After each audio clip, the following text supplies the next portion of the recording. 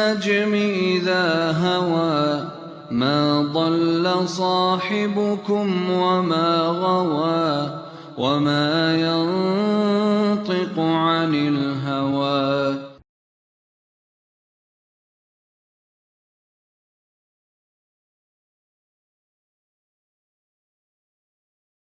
بسم اللہ الرحمن الرحیم. صحیح حدیث کی تفصیل بتاتے ہوئے علماء نے یہ کہا ہے کہ اصول البدعتی اربعۃ، کہ بدعت کی بنیادیں 4 فرقے ہیں. وسائر اثنتین والسبعین فرقۃ عن ہؤلاء تفرقوا، اور باقی 73 جو ہیں وہ انہی سے ہی پھوٹتے ہیں. وہم الخوارج والروافض والقدریۃ والمرجئۃ. یہ 4 بنیادی فرقے کون سے ہیں؟ خارجی پہلا فرقہ ہے، پھر رافضی یہ بھی ایک فرقہ ہے، قدری یہ بھی ایک فرقہ ہے، اور مرجئہ یہ بھی ایک فرقہ ہے. آج کل کے جو حالات ہیں نا ہمارے ہاں، جو بڑے شدت پسند لوگ بن گئے ہیں اور ہاتھوں میں بندوق لے لیتے ہیں، ساتھ یہ بھی کہتے ہیں کہ اپنے ہی مسلمانوں کو ہم ماریں. یہ آپ ان میں دیکھ لیجیے گا کہ کون اس پہ صادق آتا ہے. خوارج نے مسلمانوں کے فکری اتحاد کو پارا پارا کرنے کی ابتدا کی. ہمارا پہلے فکری اتحاد تھا، اور وہی تھا کہ ہم رسول اللہ صلی اللہ علیہ وسلم کے بعد 4 خلفاء پر اہل سنت جو تھے وہ راضی تھے. ٹھیک ہے، سب کو خلیفہ برحق مانتے تھے. تو پہلا خارجی فرقہ ہے جو ہے مسلمان، اور ان مسلمانوں نے کیا کیا ہے کہ صرف اس بنیاد پہ حضرت علی رضی اللہ تعالیٰ عنہ کو کافر قرار دیا کہ سیدنا علی رضی اللہ تعالیٰ عنہ نے قرآن کے فیصلے کو قبول نہیں کیا، کہ قرآن جو ہے وہ ہمارے درمیان ایک جج کی حیثیت رکھتا ہے. اور یہ واقعہ اگر آپ کو یاد ہو تو اسی جنگ میں ہی جو سیدنا علی جنگ صفین تھی، تو اسی جنگ میں ہی حضرت علی رضی اللہ تعالیٰ عنہ کی فوج وہ جیت رہی تھی کہ سیدنا معاویہ رضی اللہ تعالیٰ عنہ کی فوج کی طرف سے قرآن مجید کو نیزے پہ اٹھا دیا گیا. جنگ ہوتی ہے، جنگ میں ہر کوئی اپنا حربہ استعمال کرتا ہے. تو انہوں نے نیزے پہ اٹھایا، اور ساتھ ہی ان نیزے والوں نے کہا کہ ہمارے اور تمہارے درمیان قرآن ایک فیصلہ کن کردار ادا کرے گا، آئیے ہم قرآن پر متفق ہو جائیں. تو اس موقع پہ بہت سے لوگ جو سیدنا علی رضی اللہ تعالیٰ عنہ کے ساتھ تھے، ظاہر ہے وہ بھی مسلمان تھے، تو انہوں نے تلواریں جھکا دی. سیدنا علی رضی اللہ تعالیٰ عنہ اس موقع پہ فرماتے ہیں کلمۃ الحق ارید بالباطل، بات صحیح کہی گئی ہے مگر چاہا غلط گیا ہے. اس میں انکار نہیں کرتا کہ قرآن واقعی ہمارے درمیان فیصل ہو، لیکن چاہا کچھ اور گیا ہے، وہ غلط چاہا گیا ہے. یعنی کیا غلط؟ کہ پہلے جنگ لڑی اس وقت غلط نہیں تھا، اور جب جنگ شروع ہو گئی شکست کھانا چاہے ہی تو پھر اس کے بعد قرآن مجید کو اٹھا لیا گیا. تو اب قرآن مجید کو اٹھایا گیا تو اس کا کیا مطلب ہے؟ تو یہ حضرت علی رضی اللہ تعالیٰ عنہ کا فرمان تھا. تو اس موقع پہ سیدنا علی رضی اللہ تعالیٰ عنہ نے جب یہ بات ارشاد فرمائی تو انہی کے اندر سے، انہی کی فورسز سے کچھ لوگ علیحدہ ہو گئے. انہوں نے کہا کہ حضرت علی رضی اللہ تعالیٰ عنہ نے قرآن کو بطور جج کے قبول نہیں کیا، لہذا یہ مسلمان نہیں رہے. اور انہوں نے سختی صاف کہہ دی کہ کافر ہیں، نعوذ باللہ. سیدنا علی رضی اللہ تعالیٰ عنہ کے بارے میں ان کا نقطہ نظر یہ بن گیا. اور پھر جب یہ الگ ہوئے تو الگ ہونے کے بعد یہ نہیں کہ ان میں اسلام کی کوئی جھلک نظر نہیں آتی تھی، سب کچھ تھا. داڑھیاں تھیں، شلواریں جو تھیں یا کپڑے جو تھے وہ آدھی آدھی پنڈلیوں سے بھی اوپر ہوتے تھے. نماز جب پڑھتے تھے تو صحابہ کیا دوسرے بھی دیکھ کے حیران ہوتے تھے کہ اتنی خوبصورت نماز. قرآن جب پڑھتے تھے تو ایسا سوز کے ساتھ، اتنا ڈوب کے اور اتنی خوبصورت آواز کے ساتھ کہ ہر بندہ جو تھا نا وہ سوچتا تھا یار یہ مسلمان نہیں ہے، لیکن نبی علیہ السلام کا فرمان یہ تھا کہ یمرقون من الاسلام کما یقرم السہم، کہ یہ اسلام سے اس طرح نکل جائیں گے جیسے تیر کمان سے نکل جاتا ہے. اور وہ چھوٹی سی بات تھی. اس لیے ان کے نقطہ نظر میں سب سے پہلا بنیاد جو بنی ہے ان کے بیلیفز کی، وہ یہ بنی ہے کہ جو بھی شخص کبیرہ گناہ کا مرتکب ہوگا وہ کافر ہے، وہ مسلمان نہیں ہے. خوارج کا یہی نقطہ نظر تھا. بہت اچھے لوگ تھے، نمازی تھے، قرآن بہت اچھا پڑھتے تھے، تقوی والے تھے، لیکن جب ذہن پلٹا تو یوں پلٹا کہ اپنے سے بھی کئی گنا بڑے انسان کو، جو نیکیوں میں مرتبے میں کئی گنا آگے تھا، سیدنا علی رضی اللہ تعالیٰ عنہ، ان کو کہتے ہیں مسلمان نہیں ہیں. اور پھر یہی خارجی تھے جنہوں نے قسم اٹھائی تھی کہ ہم نے ان کو قتل کرنا ہے. اور تین خارجیوں نے آپس میں بیٹھ کے یہ طے کیا کہ 3 بندے ہیں جو کبیرہ گناہ کے مرتکب ہوئے ہیں اور مسلمانوں کے ہیڈز ہیں، ہم نے ان کو مارنا ہے. اور مارنے کے لیے انہوں نے کیا کیا، طے کیا کہ ایک نے کہا کہ ہم فلاں دن مقرر کر لیتے ہیں، اور فلاں دن فجر کی نماز چونکہ یہ لوگ پڑھاتے ہیں، آ کے خود امامت کراتے ہیں، تو ان تینوں کو ہم نے قتل کرنا ہے. فجر کی نماز میں ہم نے شامل ہونا ہے، اور جو ہی یہ نماز پڑھا رہے ہوں گے کہ نماز کے دوران ہی آگے بڑھ کے نا ان کو زہریلا خنجر گھونپنا ہے. تو ہوا یوں کہ سیدنا علی رضی اللہ تعالیٰ عنہ کے قتل کے لیے عبد الرحمن بن ملجم یہ خارجی نکلا، یہ کوفہ آیا. اور سیدنا امیر معاویہ کے قتل کے لیے ایک اور خارجی نکلا، وہ مصر گیا. اور اسی طرح عمرو بن عاص رضی اللہ تعالیٰ عنہ، وہ بھی ایک بہت بڑے سیاستدان تھے اور مسلمانوں کے لیڈرز تھے، ان کو قتل کرنے کے لیے ایک اور شخص نکلا. یہ تینوں اپنے اپنے مقام پہ پہنچے. فجر کی نماز انہوں نے تینوں کے پیچھے پڑھنا چاہیے. تو ہوا یوں کہ سیدنا علی نے نماز پڑھانا شروع کی، یہ پیچھے تھا. اس نماز کے دوران ہی جب دیکھا کہ سب نمازی نماز شروع کر چکے ہیں اور حضرت علی رکوع میں جاتے ہیں، سجدے میں جاتے ہیں، تو اس نے آگے بڑھ کے سیدنا علی رضی اللہ تعالیٰ عنہ کو خنجر مار دیا اور پے در پے حملے کیے. اور پھر اس کے بعد اپنے آپ کو بھی مار ڈالا اس نے. اب دیکھیں نا، اگر تم بہادر تھے تو مارنے کے بعد خود کو کیوں قتل کیا؟ یہ کیا کبیرہ گناہ نہیں ہے؟ قرآن نے منع نہیں کیا، لا تقتلوا انفسکم، کیا رسول اللہ صلی اللہ علیہ وسلم نے نہیں فرمایا؟ یعنی انتہا پسندی دیکھیں نا، دوسرے کو تو مارنا مگر خود کو بھی مار دیں، یہ کون سا ثواب کا کام ہے؟ یہاں عقل پھر ایسے لوگوں کی کام نہیں کرتی.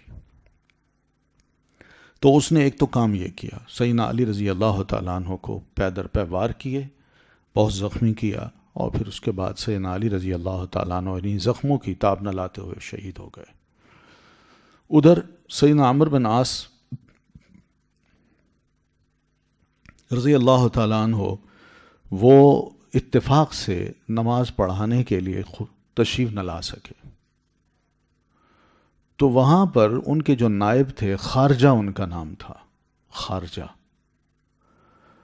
تو یہ وہیں کھڑا تھا، خارجی پیچھے کھڑا تھا. تو جو ہی خارجہ نے آ کے نماز پڑھائی تو نماز کے بدوران اس نے یہ سمجھا یہی عمرو بن عاص ہیں. تو جو ہی نماز میں رکوع یا سجدے میں گئے، اس نے آگے بڑھ کے خارجہ کو شہید کر دیا. بعد میں جب اس کو کہا گیا کہ تم نے کس کو قتل کیا، کہتا ہے عمرو بن عاص کو. کہا نہیں، عمرو بن عاص نہیں تھے، یہ تو خارجہ تھے. کہتا ہے اردت عمرا واراد اللہ خارجہ، میں نے تو چاہا تھا کہ عمرو کو قتل کروں، مگر اللہ نے چاہا کہ میرے ہاتھ سے خارجہ قتل ہو. اب دیکھا جائے تو یہ ایک بہت بڑا جرم ہے جو اس نے کیا ہے، کبیرہ گناہ کیا ہے، کہ جس کو مارنے چلا ہے وہ بھی کبیرہ گناہ ہے، وہ نہیں مارے گئے، اور بے قصور کو اس نے مارا ہے، یہ اس سے بڑا گناہ ہے. لیکن خارجی کبھی یہ نہیں سوچے گا، وہ کہے گا نہیں، میں نے جو کیا میں نے صحیح کیا. وہ دوسروں کو فوراً کہہ دے گا کافر ہے، وہ کبیرہ گناہ کا مرتکب ہوا، یہ واجب القتل ہے. لیکن اپنے بارے میں نہیں سوچے گا کہ میں جو کچھ کر رہا ہوں کیا یہ کبیرہ گناہ نہیں ہے. تو اس طرح حضرت عمرو بن عاص رضی اللہ تعالیٰ عنہ بچ گئے. اور سیدنا امیر معاویہ کے ساتھ بھی یہی ہوا کہ سیدنا امیر معاویہ کے بارے میں اس خارجی کو جو مارنے کے لیے آیا یا اس کے پہلے علم میں بات آ گئی کہ وہ یہاں نہیں ہیں یا اس طرح، وہ بہرحال ان پر اٹیک نہیں ہو سکا. اور سیدنا علی رضی اللہ تعالیٰ عنہ اور وہ خارجہ جو تھے وہ رضی اللہ عنہ، یہ دونوں ان خارجیوں کے ہاتھوں سے شہید ہو گئے. تو میں کہنا یہ چاہ رہا ہوں کہ یہ ایک سوچ ہے، فکر ہے، خارجی ایک فکر ہے اور بڑی انتہا پسندی کی فکر ہے. اسلام جو ہے نا ایسی سوچ کو بالکل پسند نہیں کرتا. آپ کو اگر یاد ہو تو نبی علیہ الصلاۃ والتسلیم جب مال غنیمت تقسیم کر رہے تھے تو کسی بوڑھے نے آ کے یہ کہا تھا کہ یہ تقسیم صحیح نہیں ہے، یہ زیادتی ہو رہی ہے. تو نبی علیہ السلام نے جب یہ جملہ سنا تو آپ نے فرمایا کہ خدا کے دشمن، او اللہ کے دشمن، اگر میں انصاف نہیں کروں گا، میں صحیح تقسیم نہیں کروں گا تو کون کرے گا؟ تو جب اس نے یہ لفظ کہے نبی علیہ السلام کو غصہ بھی آیا تو صحابہ نے عرض کی، سیدنا عمر نے، اللہ کے رسول مجھے اجازت دیں، اس کو میں ماروں، ختم کر دوں. آپ فرمایا نہیں، لیکن اتنا یاد رکھو اس کی نسل سے کچھ لوگ ایسے نکلیں گے جن کی یہ صفات ہوں گی کہ وہ قرآن پڑھیں گے، بڑا خوبصورت قرآن پڑھیں گے، تم ان کے قرآن کو سنو گے، اپنے آپ کو سمجھو گے ہمیں پڑھنا نہیں آتا، مگر جب وہ قرآن پڑھیں گے تو یہ قرآن ان کی زبان پہ ہوگا، ان کے حلق سے نیچے نہیں اترے گا. مراد یہ کہ ان کا دل کوئی اثر نہیں لے گا قرآن مجید سے. آج دیکھ لیں قرآن مجید کی کوئی بات ہو کہی جائے تو یہ انتہائی شدت پسند لوگ جو ہیں یہی کرتے ہیں، نہیں اترتی بات. وہ کہتے ہیں نہیں، ہم نے جو کہا ہے بس وہ ہوگا، اس کے علاوہ کچھ نہیں. تو بڑی سخت باتیں کرتے ہیں، یہ بڑی سخت باتیں. چہرے پہ دیکھیں ان کے تو بالکل ایسی جیسے کچھ رونق نہیں ہے، سختی ہے، سختی. اور سمجھتے ہیں کہ دین کی بڑی غیرت ہے، جبکہ ایسا مسئلہ نہیں ہے. دین تو انسان کو بارونق بناتا ہے، ٹھنڈا کرتا ہے، معتدل بناتا ہے. تو میں کہنا یہ چاہ رہا ہوں کہ چھوٹی چھوٹی بات پہ اتنی شدت پسندی دین نہیں چاہتا. تکفیر کا جو مسئلہ ہے نا، کسی کو کافر قرار دینا اتنا آسان نہیں ہے. ڈرنا چاہیے ایسی باتوں سے. مسلکی اختلاف ہوتا ہے، مسائل کا اختلاف ہوتا ہے، بس ٹھیک ہے اختلاف ہے، لیکن اس کا یہ مطلب نہیں کہ میں دوسرے کو کافر بنا دوں، اسلام سے نکال دوں. یہ غلط رویے ہیں جو آج کل آ رہے ہیں، بہت غلط رویے. یہ سب خارجی ذہن ہے. اب اسی خارجی ذہن کی ایک پیداوار جو ہے وہ یہی ہے کہ چھوٹی چھوٹی بات پہ بڑی شدت کے ساتھ فتوے دینا. فلاں کافر ہے، فلاں گمراہ ہے، فلاں یہ ہے، فلاں وہ ہے، پبلک کو اکسانا. عجیب و غریب قسم کی ذہنیت ہے، کوئی سمجھ نہیں آتی. تو یہی اس کے نتائج دیکھ لیں. اب جو کچھ بھی ہو رہا ہے یہی کچھ ہو رہا ہے. اپنے ہی لوگ ہیں، اپنوں کو ہی معلوم نہیں کیا کیا خواب دکھائے جاتے ہیں، کیا کیا خوشخبریاں دی جاتی ہیں، کیا کیا ان کو مرنے کے بعد کی کیا کیا آگے جنتیں پیش کر دی جاتی ہیں اور اس کی نعمتیں پیش کی جاتی ہیں. اور بندہ یہ سمجھتا ہے بس ٹھیک ہے کام کرو، اور اس میں یہ نہیں دیکھتا کہ اس ملک کو نقصان ہوگا اور اس ملک کے قیمتی افراد میرے ہاتھ سے مارے جائیں گے. وہ اس چیز کی پرواہ نہیں کرتا. اور پھر میری اس حرکت سے دشمن کتنا خوش ہوگا.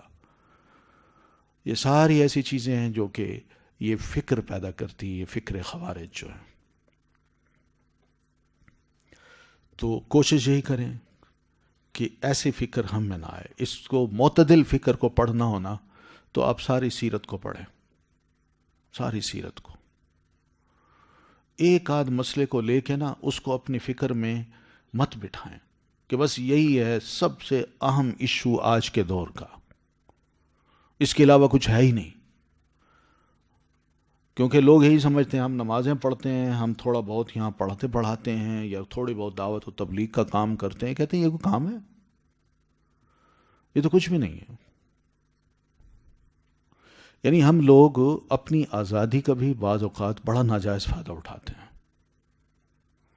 نہیں دیکھتے کہ ہم کس کی جڑیں کاٹیں گے، نہیں دیکھتے کہ ہم بات کہاں کس موقع مناسبت سے کر رہے ہیں، حالات کیا ہیں، شدت.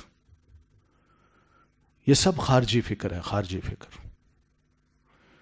یہ درست نہیں ہے رویے ہمارے.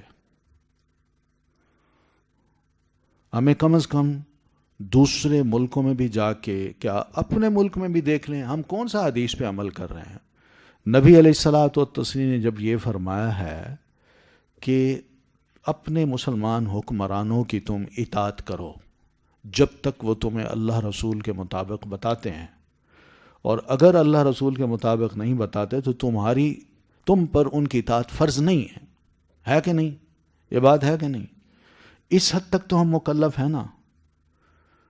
جتنے بھی ہمارے حکمران آتے ہیں ہم پہلے ہی کہتے ہیں یہ لٹیرا ہے، یہ فلاں ہے، یہ کرپٹ ہے، اس نے یہ کیا، اس نے وہ کیا، محض سنی سنائی باتوں میں، جبکہ ہم نے سنا نہیں ہے، نہ آنکھوں سے دیکھا ہے، نہ اس کا ریکارڈ حقیقی ہمارے سامنے ہے.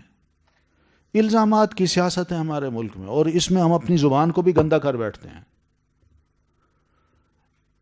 یعنی یہ سوچ جو ہے، یہ مت سمجھیں کہ یہ ریلیجس طبقے کی ہے، بلکہ آج کل کا جو ماڈرن طبقہ ہے نا، اس کی بھی یہ سوچ ہے. یہ بھی انتہا پسند ہیں، یہ بھی انتہا پہ جاتے ہیں، الزام لگانے پہ آتے ہیں بغیر کسی ثبوت کے.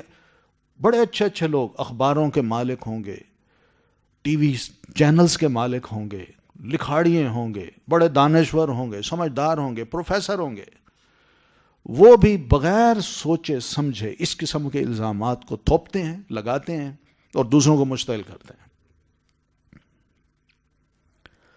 تو یہ بڑا عجیب سا ماحول ہے. اس ماحول میں دین کو بچا کے رکھنا اور اپنی سوچ کو معتدل رکھنا یہ بڑا ضروری ہے. اس کا یہ مطلب نہیں کہ ہم بزدل ہو جاتے ہیں ایسے موقع پہ. اس کو بزدلی نہ کہیے. اور یہ بھی بہادری نہیں ہے کہ آپ کھڑے ہو کے اپنی بات تو کر دیں اور جتنے مسلمان ہوں ان سب کے لیے مصیبت بن جائے آپ کی بات. ایک بندہ جرم کرتا ہے مسلمان، دیکھیں کتنے سارے مسلمان بدنام ہوتے ہیں کہ نہیں؟ کتنی شرم آتی ہے ہمیں. اور وہ ہم کہتے ہیں صحیح بات کی ہے، صحیح بات خاک کی ہے بھی تم نے. اخبارات تمہارے خلاف لکھ رہے ہیں، میڈیا تمہارے خلاف بول رہا ہے، ویسٹ کا میڈیا وہ ان چیزوں کو اچھالتا ہے. کون سی اسلام کی میں نے خدمت کر ڈالی؟ یعنی سوچنے کی بات ہے نا. تم بہادر بن کے سب کو بدنام کر گئے اور سب کو ڈرا گئے کہ اب مسلمانوں کے خلاف ہی ایکشن ہوگا.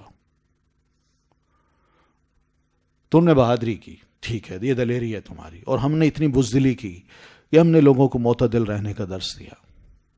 نہیں جی آپ بزدل لوگ ہیں.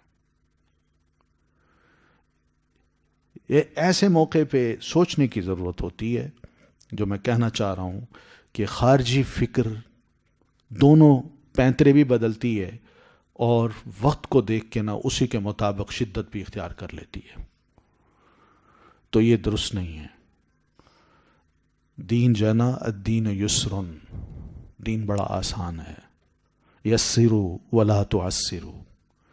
دین کو جب آگے پہنچاؤ تو آسان صورت میں پہنچاؤ، لوگوں کے لیے مشکل مت بناؤ اس کو. یہ طریقے ہیں. میں ابھی ایک چھوٹی سی مووی کلپ دیکھ رہا تھا، مجھے کسی نے بھیجا ہے. وہ آپ شاید جانتی ہوں، یوسف ایسٹس، ایک امریکن ہے، پادری تھے، مسلمان ہوئے. تو وہ کسی ینگ سی لڑکی کو، یورپین ہے، امریکن ہے، اس کو کلمہ پڑھا رہے ہیں. وہ جو ایسے اس کی ہچکی بندھی ہوئی ہے، بڑی نرم گفتگو جیسے پادری کرتے تھے. اب وہ اسلام کے بارے میں نا بڑی خوبصورت گفتگو کر رہے ہیں اس کے سامنے. اس کی ہچکیاں بندھی ہوئی ہیں، آنسو ہیں، رکتے نہیں ہیں، اور اتنی اندر سے خوش ہو رہی ہے، اتنی خوش ہو رہی ہے. جب وہ کلمہ پڑھ بیٹھی تو اس کو بڑے خوبصورت لفظوں میں کہتے ہیں کہ تم نے کلمہ پڑھ لیا ہے، اب تم یقین مان لو کہ اللہ نے تمہارے سارے پچھلے گناہ معاف کر دیے ہیں، تم اس وقت بالکل پیور ہو. وہ اور رونے لگ گئی اور روتی ہے. وہ کہتے ہیں کانگریچولیشن، تم بالکل ایسی ہو گئی جیسے آج ہی تمہاری ماں نے تمہیں جنا ہے. بڑی متاثر، روتے روتے اس کی ہنچکیاں بنی ہوئی ہیں. یہ طریقہ ہے دوسرے کو کھینچنے کا، مسلمان بنانے کا اور سمجھانے کا. لیکن ہمارے ہاں جو طریقے ہیں بڑے عجیب سے ہیں، بھگاتے ہیں، ہم اپنوں کو بھگاتے ہیں. تو ایسے بہرحال یہ سوچ جو ہے نا، اس سے بچنا چاہیے، اس سے بچنا چاہیے. تو بہرحال پہلی بات یہ ہے کہ خوارج یہ بنیاد ہے. اب اسی بنیاد پہ آگے جتنی بھی سوچیں ہیں اور مختلف فرقے بنتے ہیں، آپ ان فرقوں میں اگر جہاں کہیں بھی پہ دیکھیں کہ وہاں شدت ہے، نفرت ہے، اور کوئی عزت نہیں مسلمان کی، کوئی اس کا احترام نہیں، اس کو کافر قرار دیا جا رہا ہے، اس کو گمراہ قرار دیا جا رہا ہے. یہ سب خارجی فکر کے مختلف آف شوٹس ہیں، بس یوں سمجھیے، یہ اس کی برانچز ہیں. اور فرقہ پرستی جو ہے آج کل ہمارے ہاں، اس میں بھی بڑی شدت ہے. اس فرقہ پرستی نے بھی ہم مسلمانوں کو بالکل دلوں کو کاٹ کے رکھ دیا. ہم کبھی بھی ایک دوسرے کو اچھا سمجھنے کے لیے تیار نہیں ہیں. تو یہ بھی میں سمجھتا ہوں کہ اسی خارجی فکر کی ایک بنیاد ہے. بڑے شدت پسند ہیں ہمارے لوگ، بڑے شدت پسند ہیں. مسجدوں والے خاص طور پہ جو نمازیں پڑھتے ہیں نا، سچی بات یہ، ان میں الا ماشاء اللہ بہت کم نوجوان ہوتے ہیں یا لوگ ہوتے ہیں جو بڑے معتدل ہوں، ورنہ سختی شدت بڑی ہے، بہت ہے. نہیں معاف کرتے دوسرے کو. چھوٹی سی غلطی دیکھیں گے مسجد ہی چھوڑ دیں گے، اس مسجد میں نماز پڑھنا ہی جائز نہیں ہے. وہ سمجھتے ہیں کہ یہاں پر خطیب ہو، امام ہو، وہ بالکل ایسا ہو جو فرشتہ ہو، وہ انسان نہ ہو، اس سے کوئی غلطی نہ ہو. اس نے زبان سے کوئی ایک مسئلہ بتا دیا، کوئی مسئلہ ایسا بتایا جو اس کو پسند نہیں آیا کہ میں نے تو یہ سنا ہے، اور دوسرا دلیل بھی دے رہا ہے کہ نہیں یہ بندہ غلط ہے. یہ یعنی سوچ دیکھیں گے آپ، بہت سے ریلیجس لوگوں میں ایسی سوچ بنی ہوئی ہے. یہ سب خارجی فکر کی ہے اور کچھ نہیں. تو بہرحال یہ ایک پوری اسٹڈی کی ضرورت ہے اس پہ. اور کوئی ایک کتاب میرا خیال ہے تھی بھی صحیح. اچھا یہاں تو لائبریری نہیں ہے، پہلے میں نے یہیں لائبریری کی کتابیں رکھی تھی ساری. تو نیچے میرے پاس ایک کتاب ہے، میں نے لائبریری میں بھجوائی ہے، فکر خوارج کے نام سے نا، اتنی موٹی اردو کی کتاب ہے، بہت اچھی کتاب ہے. اگر موقع ملے تو ضرور اس کو پڑھیے. ابھی ریسنٹلی نئی شائع ہوئی ہے، فکر خوارج.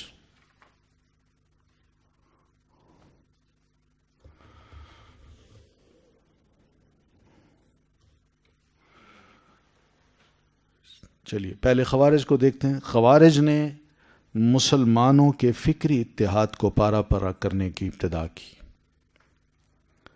ٹھیک ہے نا. تو یہ بنیاد یہی بنی کہ قرآن کو فیصل نہیں مانا گیا، لہذا ہم دونوں میں کسی کے ساتھ نہیں ہیں، ہم علیحدہ ہیں. تو نہ وہ سیدنا امیر معاویہ کی فوج میں شامل ہے، نہ حضرت علی کی فوج میں، پیچھے ہٹ گئے. اور پیچھے ہٹنے کے بعد انہوں نے ڈیبیٹ شروع کر دی. حضرت ابن عباس رضی اللہ تعالیٰ عنہما بھی ان کو سمجھانے کے لیے آئے، نہیں مانی کسی کی. کہتے ہیں یہ کافر ہیں. ابن عباس رضی اللہ تعالیٰ نے فرمایا کہ چلو اگر یہ کافر ہیں بالفرض، اور یہ بھی کافر ہیں آپ کی نظروں میں، حضرت علی جنگ جیت جائیں. جنگ جمل تھی. تو اس جنگ میں حضرت عائشہ رضی اللہ تعالیٰ عنہ اگر قید ہوتی ہیں تو یہ بتائیں وہ کس کے حصے میں آئیں گی؟ کہتے ہیں نعوذ باللہ، وہ تو ہماری ام المومنین ہے. ان کا نہیں، وہ تو تمہاری نظر میں کافر ہیں، اب قیدی ہیں، لونڈی ہیں. بڑی دلائل دی ان کو لیکن نہیں سمجھے. وہ کہتے نہیں. تو اس طرح یہ ابتدا جو تھی ان کے ہاں ہوئی، یہ الگ ہوئے. اور یہ بات یاد رکھیں، جو بھی کسی جماعت میں شامل ہوتا ہے، یہ آج کل کی ایک کیڑا ہے، کیڑا جو دماغ میں بیٹھا ہوتا ہے. جو کسی جماعت میں داخل ہوگا، آج کل کی بہت سی جماعتیں نا، میں اس کی وجہ سے کہہ رہا ہوں، ورنہ مسلمانوں کی جمعیت جو ہے وہ الگ چیز ہے، کیونکہ وہاں جمعیت میں رہ کے چھوٹے بہت اختلافات کو برداشت کیا جاتا ہے. لیکن جو جماعتوں پر جماعتیں بناتے جائیں، کسی بھی ایک جماعت میں داخل ہوگا، اس جماعت سے نکلنے کے بعد وہ یہ مت سمجھے کہ اب یہ جماعت جو پہلے بنی تھی وہ اکیلی جماعت رہے گی، بلکہ اس کے اندر سے جماعت نہیں نکلے گی، اس کے دماغ سے جماعت نہیں نکلے گی. جو جماعت سے نکلا ہوا ہے وہ یہ کہے گا اب میں اپنی جماعت بناؤں. وہ پھر اپنی جماعت بنائے گا. جس طرح وہ دوسروں سے سلوک کرتا ہے نا، اسی طرح اس کو بھی فیوچر میں یہ توقع رکھنی چاہیے کہ میرے ساتھ بھی اب میرے اپنے شاگرد یا میرے اپنے ساتھی میرے ساتھ بھی وہی سلوک کریں گے جو میں نے پہلوں سے کیا ہے. یہی ہوتا ہے. خارجیوں نے مسلمانوں کو چھوڑا، اس کا نتیجہ یہ نکلا کہ ان کے اندر کئی فرقے بن گئے. جب سوچ تنگ ہو نا، تنگ معمولی سوچ، تو آخر انسان ہے ہم، اس معمولی سوچ پہ دوسرے کے سر پہ ہم لوہے کی ٹوپی نہیں چڑھا سکتے کہ بس یہی سوچ اپنے دماغ میں رکھنا اور کچھ نہ سوچنا. آخر انسان ہے، سوچتے ہیں. تو دوسروں نے سوچا بھئی یہ معمولی سی بات ہے، یہ تو غلط ہے، ہونا یوں چاہیے. تو ان میں ایک فرقہ اور بن گیا، کوئی اور بن گیا، تیسرا، چوتھا، پانچواں، ڈھیروں فرقے خارجیوں کے بن گئے، ڈھیروں فرقے. اگر آپ اس کی تاریخ پڑھنا چاہیں تو یہی فکر خوارج جو ہے، آپ اسی کتاب کو دیکھیں گی، اس میں سارے ان کے فرقوں کی پوری تفصیل ہے. چھوٹی چھوٹی بات پہ یہ ایک دوسرے سے کٹے ہیں، گروپ بنائے ہیں، فتوے دیے ایک دوسرے کو کافر ہونے کے، اور پھر اس کے بعد اپنے آپ کو بچانے کی کوشش کی، لیکن خود نہیں بچ سکے. اپنے اندر سے بھی بہت سے ان کے فرقے نکل آئے.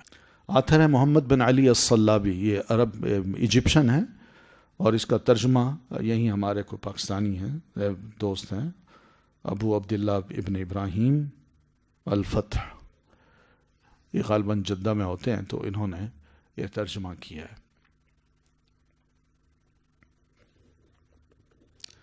تو موقع ملے تو اس کتاب کو ضرور پڑھیے. ٹھیک ہے. آج کل کے جو فتنے ہیں نا، ان سے بچنے کے لیے میں کہہ رہا ہوں، کیونکہ سوچ کا، فکر کا جو بدلنا ہے نا، یہ اصل بنیاد ہوتی ہے بندہ کے فتنے میں پڑنے کی. سوچ مستقیم ہونی چاہیے، سیدھی ہونی چاہیے، اور معتدل ہونی چاہیے. بس اسی پہ ہی آپ انشاءاللہ، کوئی نہیں، دھیرے دھیرے، ہلکے ہلکے، تھوڑا تھوڑا جو کام کریں گے نا، امید ہے کہ اس سے زیادہ بہتر پھل نکلے گا بنسبت اس کے کہ یک دم آپ پکڑ کے درخت اگانا چاہیں اور درختوں پہ فوراً پھل دیکھنا چاہیں. وہ نہیں ہوگا. سب کچھ نکل آئے گا، لیکن اس کے اندر جو کیا کہتے ہیں نیوٹریشنز، وہ نہیں ہوگی. وہ شاید پھول جائے گی مگر ہوگا کچھ نہیں اس کے اندر. نہ طاقت ہوگی، نہ خوشبو ہوگی. جیسے ویسٹ کے پھل ہوتے ہیں، دیکھتے تو بڑے اچھے ہیں، خوبصورت لگتے ہیں، رنگ بڑے اچھے لگتے ہیں، لیکن اندر کچھ نہیں ہے. پھوگ ہے، پھوگ. یہ پھوگ ہوتا ہے. تو ایسی چیزوں کو آپ ذرا دیکھ لیں. تو فکری اتحاد کو انہوں نے پارا پارا کرنے کی کوشش کی، خود بھی پارا پارا ہو گئے، خود بھی نہیں بچے. آج کل ان کی اکثریت جو ہے، پہلے تو تھی، ہم سمجھتے تھے کہ عمان میں ہے یا ادھر جو گلف کے چھوٹے چھوٹے ملک ہیں وہاں ہیں، لیکن اب یہ پاکستان میں بھی آ گئی ہے، انڈیا میں بھی ہے، ہر جگہ تقریباً پہنچ گئی یہ چیز. عرب ورلڈ میں بھی بہت ہو گئی یہ چیز. اور اسی فکر کو مزید ٹکڑے ٹکڑے کرنے کے لیے دشمن جو ہے وہ جس طرح بیٹھ کے سوچ رہا ہے پس پردہ، وہ ہم اندازہ ہی نہیں لگا سکتے. کہ اس کو پتہ ہے کہ یہ وہ شطرنج ہوتی ہے نا، شطرنج کے کیا ہوتے ہیں وہ گیٹیاں جو ہوتی ہیں، گھوڑے ہوتے ہیں، کیا کہتے ہیں ان کو. تو وہ جو کچھ بھی ہے نا، ان کو پتہ ہے کہ ہم یہاں رکھیں گے تو اس کا یہ فائدہ ہوگا، فلاں بندہ اس کو یہاں لائیں، فلاں کو اٹھا کے پیچھے کر دیں، اس کو اٹھائیں آگے کر دیں. تو اس طرح ہم جیتتے رہیں گے، ان سے لڑنے کی ضرورت ہی نہیں ہے، اپنے آپ کو ایک دوسرے کو مارتے رہیں گے. بس یہی ہے. ہم شطرنج کے مہرے ہیں، تو ہم جب مہرے بنیں گے تو ظاہر ہے ہمیں جس طرح کوئی چاہے استعمال کرتا جائے، وہ کھیلیں گے، ہم استعمال ہوں گے. تو بہرحال پہلی بات تو یہ ذہن میں رکھیں، آج کل کا بہت بڑا فتنہ ہے، ہمیں اللہ تعالیٰ اس فتنے سے بچا کے رکھے. پھر دوسرا یہ کہ ان کا نقطہ نظر جو ہے وہ یہی ہے کہ بنیادی کہ مرتکب کبیرہ جو ہے وہ کافر ہے، وہ مسلمان نہیں ہے. اب کبیرہ گناہ کی جو ڈیفینیشن ہے وہ خود کرتے ہیں، اور جبکہ ہمارا دین بھی کبیرہ یجتنبون الکبائر یہ کہتا ہے، لیکن اس کا یہ مطلب نہیں ہے کہ کبائر سے، یعنی اس طرح اجتناب کا لفظ کہا ہے قرآن مجید نے، یہ نہیں کہا کہ کبائر کو حرام سمجھتے ہیں، اجتناب کرتے ہیں. تو حرام تو ویسے ہی ہوگا، لیکن اجتناب کرنے کا لفظ کہا ہے، لیکن یہ نہیں کہا کہ کوئی بھی اجتناب کرتا ہے یا اجتناب نہیں کرتا کبائر سے تو وہ خدا نخواستہ ناقابل معافی ہے، یہ نہیں کہا، بلکہ اتنا کہا ہے کہ جو کبائر سے اجتناب کرے گا میں اس کے گناہ معاف کر دوں گا. لیکن اللہ تعالیٰ کو پتہ ہے ہم لوگ کبیرہ گناہ کے بھی مرتکب ہوتے ہیں. یہ والدین کی نافرمانی کیا کم کبیرہ گناہ ہے؟ بہت بڑا گناہ ہے. لیکن اچھا نماز چھوڑ دینا، ایک نماز چھوڑنا جان بوجھ کے، کیا واقعی کبیرہ گناہ نہیں ہے؟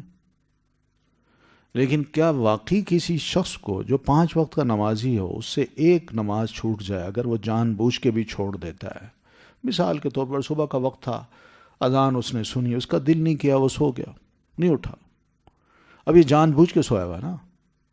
اب فجر کے بعد نماز ہو گئی، پھر سورج نکلنے سے پہلے یا بعد میں وہ نماز پڑھ لیتا ہے، تھوڑا سا شرمندہ ہوتا ہے، اللہ مجھے معاف کر دے، غلطی ہو گئی.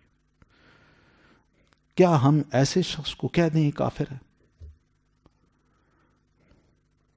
مگر یہ کہتے ہیں نہیں یہ کافر ہے، جبکہ یہ نہیں ہو سکتا کہ ہم اس کے پچھلے سارے دینی عمل کو دیکھ کے اس کی ایک غلطی کی بنیاد پہ اس کو کہتے ہیں یہ کافر ہے.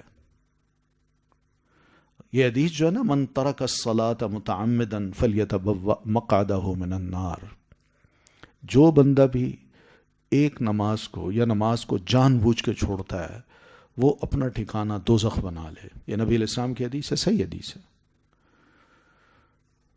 اور آپ یہ بھی فرماتے ہیں من ترک الصلاة متعمدا فقد کفر، کہ جس نے جان بوجھ کے ایک نماز چھوڑی اس نے گویا کفر کیا. فقد کفر کے 2 معنی ہیں، تحقیق یقیناً اس نے کفر کیا. کیا مطلب؟ اب یہ خارجی ذہن جو ہے وہ یہی لے گا کہ یہ کافر بن گیا،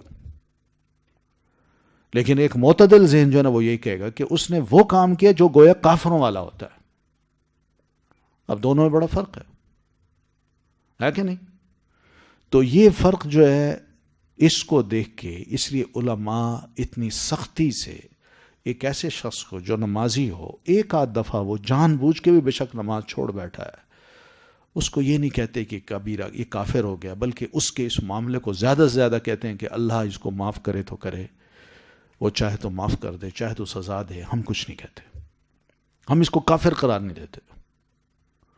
مومن ہے، مومن کے وہ مومن جس کی آدھی نیکیاں ہوں گی اور آدھی برائیاں ہوں گی، یا 40% نیکیاں ہوں گی اور 60% برائیاں ہوں گی، اس بندے کے بارے میں علماء نے کیا آپس میں سوال جواب کیے ہیں. تاریخ پڑھیں تو وہی بتاتے ہیں، سب کے تقریباً یہی ملے جلے یہی فتوے ہیں کہ ایسے بندے کے بارے میں ہم نہیں کہہ سکتے کہ اللہ اس کو معاف نہیں کرے گا، اور نہ ہی ہم یہ کہہ سکتے ہیں کہ اللہ واقعی اس کو معاف کر دے گا. یہ اللہ کی اپنی مرضی پہ ہے، اللہ چاہے تو اس کو معاف کر دے، چاہے تو اس کو سزا دے. بس یہ معتدل سوچ ہے. یہ نہیں کہ بس ایک آدھ غلطی ہو اور 90% اس کے نیکیاں ہوں، ہم ایک غلطی کو 90% بنا دیں اور جو 90% جو 1% غلطی ہے اس کو کہیں کہ جناب یہ بندہ دوزخ میں گیا، یہ کافر ہو گیا. تو ایسی سوچ جو ہے نہ محدثین کی ہے نہ ماضی کے علماء کی ہے.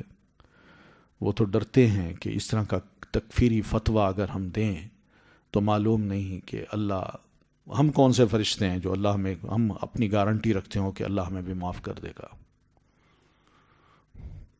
اس لیے معتدل علماء کی ماضی میں ہی سوچ رہی ہے، اور اس کے اور بھی بہت سے ثبوت ہیں جو وقتی طور پر. ٹھیک ہے پھر باقی انشاءاللہ پھر ہم کل بات کریں گے. السلام علیکم ورحمۃ اللہ وبرکاتہ. ما ضل صاحبكم وما غوى وما ينطق عن الهوى